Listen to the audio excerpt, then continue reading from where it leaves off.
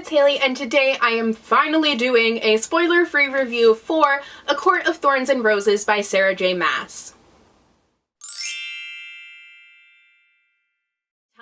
So this book is a retelling of Beauty and the Beast, East of the Moon and West of the Sun, and the Scottish ballad character Tamlin. So it has a lot packed in here. It combines all of that with fairy folklore and makes this just incredible story.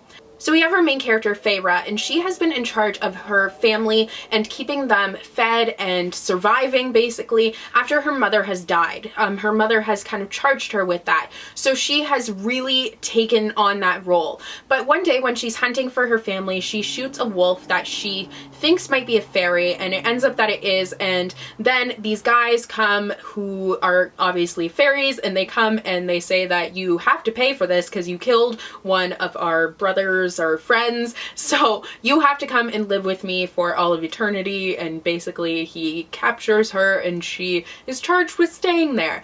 But it ends up not being as terrible as she thinks it's going to be, and she ends up realizing that fairies might not all be bad.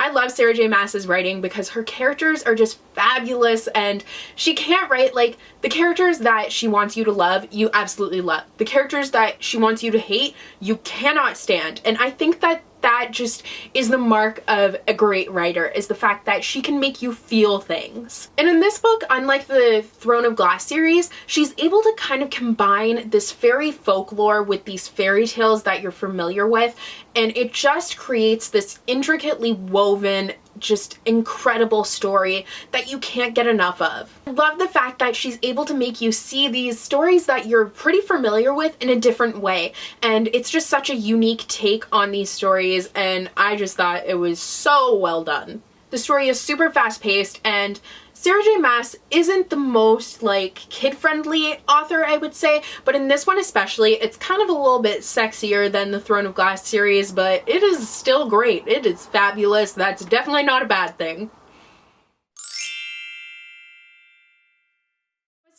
Now, as far as the characters go, I really loved Feyre. I found her to be really driven and a really unique character. She's 19, so that was a nice change from having the usual younger teenager, and her character development was just on point. You got to see her really come into herself and start putting herself before others, because she would always put her family before her own needs.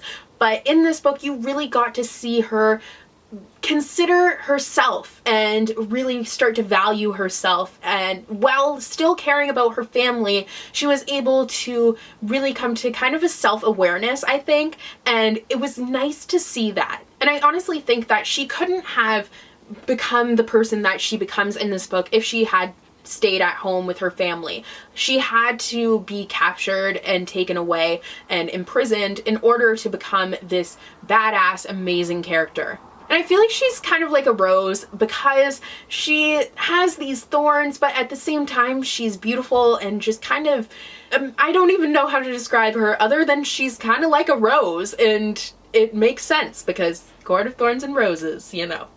I'm going to talk about Tamlin and Lucien together. I liked both of them, and I think that Sarah J. Maas is kind of the expert of love triangles because I love both of the characters, so I don't really care who she ends up with, but I don't hate the love triangles. Like, normally I hate love triangles, but the ones that she writes I really like, and it kind of keeps me guessing the whole time. I never really know who on earth she's gonna end up with, and honestly the love triangles turn into like love hexagons, so I'm expecting that in the next book, which I will be reading soon.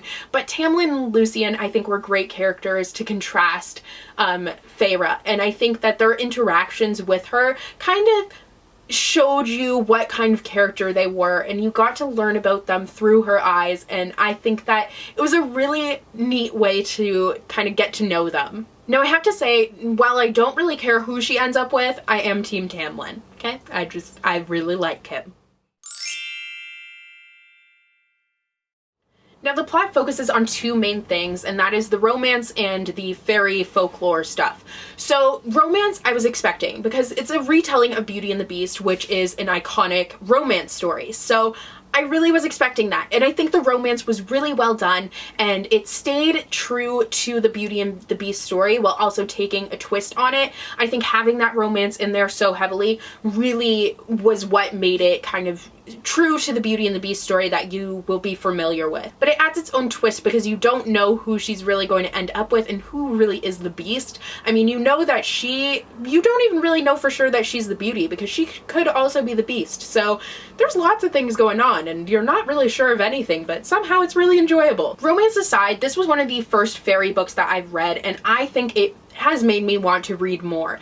I really loved seeing the humans and the fairies coexisting and the politics that were brought into that, and I loved seeing the fairy world. I think that the magic system was just so cool, and she was really able to build that world up and just completely captivate me, and I just loved it. So having the romance and the political things and the fairy stuff and all of that stuff combined to make this kind of wonderfully diverse and dynamic plot, which was just fantastic and kept me guessing. So overall, I give this book a 5 out of 5 stars. I thought it was fantastically done, and I honestly cannot wait to read the next book in the series because I think it's just going to be so great. So that's going to be all for today's review. I hope you guys enjoyed. Let me know if you have read this book, your thoughts on it, and yeah, I'll see you guys in the next one. Bye!